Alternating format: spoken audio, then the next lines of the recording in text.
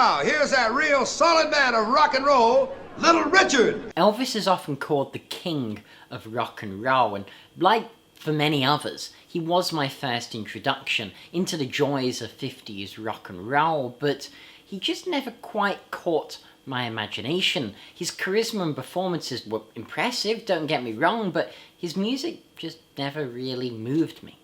I thought of rock and roll for a long time as really nothing more than old people's music, until I discovered Chuck Berry and Little Richard. Chuck Berry instantly hooked me with his catchy guitar riffs and duck walking antics, and, well, Little Richard, he just blew my mind. Lemmy of Motorhead once said that if it wasn't for Little Richard, there wouldn't be a Motorhead. And it was through Lemmy that I discovered Little Richard.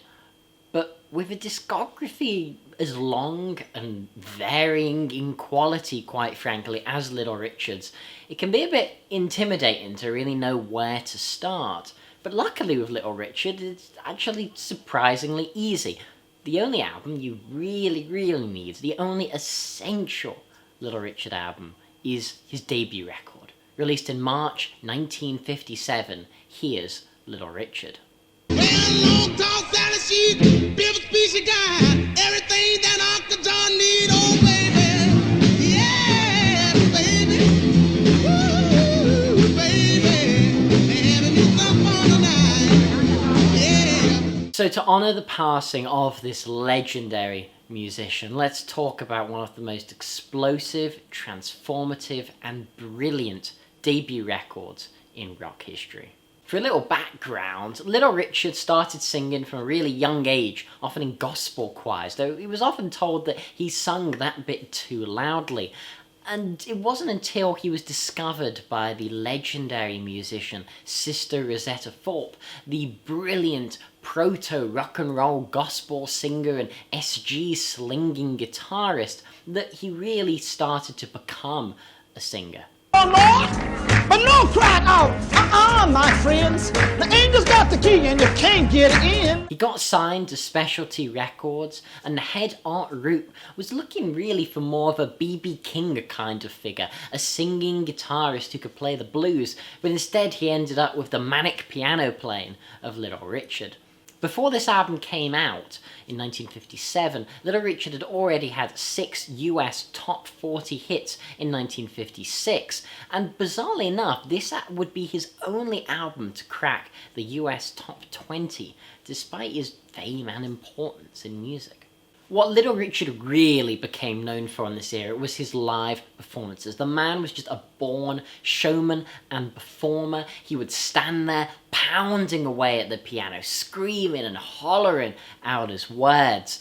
And here's Little Richard really manages to capture some of that lightning in a bottle and provide what I imagine must be a glimpse into what Little Richard must have been like as an experience to feel live in that era. Now, don't get fooled by my description. This is a studio album. This is not a live album, but it could very easily be. You've got to remember that the 50s wasn't a time when overdubs were commonplace and each instrument was meticulously tracked separately. It was a time when usually a band would come together in a room, play everything at the same time, play the song as long as it took, 2 minutes, few takes or whatever, and then that was it. And as a result, what we get here is loose, it's raw, and it's damn intense. The album opens with the iconic. From that moment onwards, you just hear how Little Richard really differed to his contemporaries.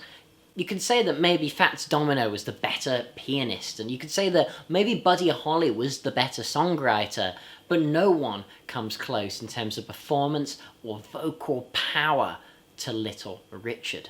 It's instantly clear here in Tutti Fruitti, the opener, that this is pure rock and roll music. This is rock music. This is not blues. It is not gospel. Sure, the spirit of the blues is channeling through its veins, but even when you can hear the blues, it's not the blues of B.B. King. This is the blues of Howlin' Wolf, of Screamin' Jay Hawkins, and of course, Sister Rosetta Tharpe.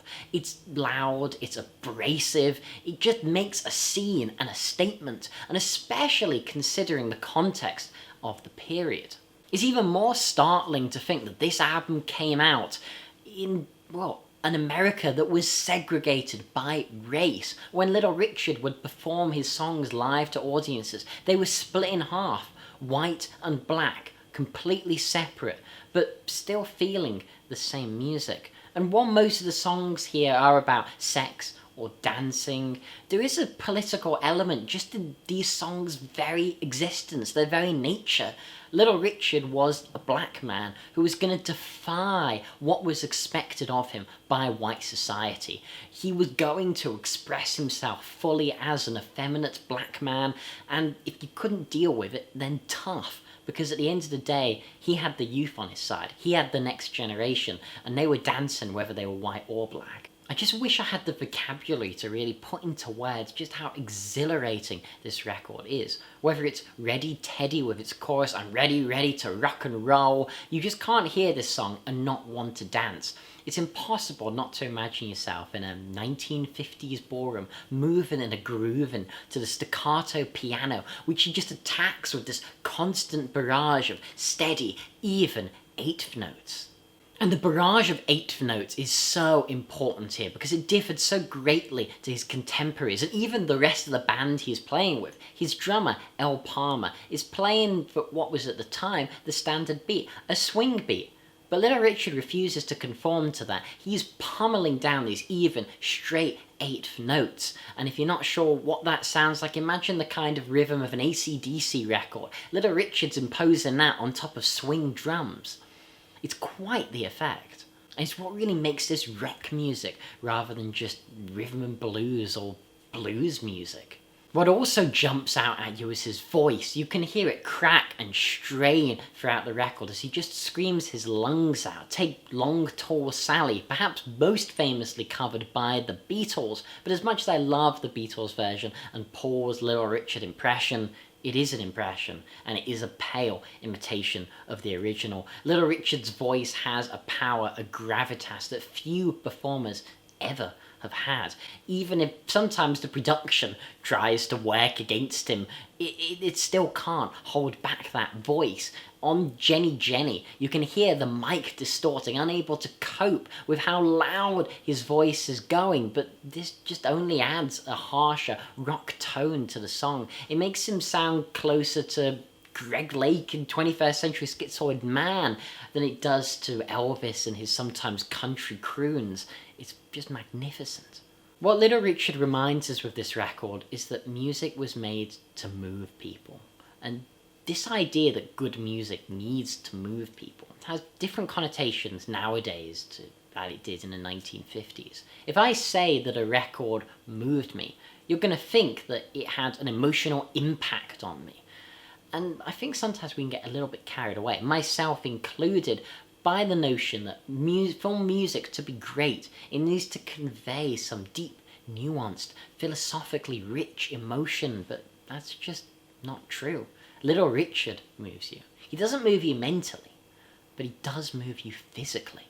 He makes you want to scream, he makes you want to dance, he brings unbridled joy into the room, no matter how dark the world gets. And especially in the times as of reviewing this, when much of the world is under lockdown and the new decade seems grim and full of terrors, it's easy to get bogged down in sad music, which only makes us sadder. What we really need is Little Richard. We need to embrace music that has the power to lift our spirits with one 28-minute long fell swoop. For an album that's only 28 minutes, it sure has a lot of punch to it. And I know that even with such a short length, there's a chance you might be hearing this and still not want to listen to the album. You might write it off just because of the era it's released. You might think, well, it wasn't until the 1960s that albums really became a coherent work of art. Why don't I just listen to a greatest hits? The 50s were, after all, well, albums in the 50s were just collections of singles chucked together by recording companies in an easily marketable package. And that is kind of true here. I mean, Little Richard didn't have a coherent vision for this as an album, like a Sgt. Pepper or Highway 61 Revisited. It is just put together from recordings from the time, but that doesn't detract from its brilliance or its overall musical cohesion. It may not be the first rock and roll record, but it is the rock and roll record. Across its 28 minutes, choruses like those of Jenny Jenny, True Fine Mama and Rip It Up are just as likely to stick in your head for days as the more famous songs like Tutti Fruitti, Ready Teddy and Long Tall Sally. Yet there are some slightly weaker moments, and they tend to be when Little Richard is reined in a bit, when he's a bit tamer, more restrained, a little bit gospelier, like on Baby with its curious falsetto or Can't Believe You Wanna Leave. But specks of imperfection like this do nothing on an otherwise pristinely polished diamond of an album. To conclude, next time you have the chance to listen to an album, don't just sit down, plug in your headphones.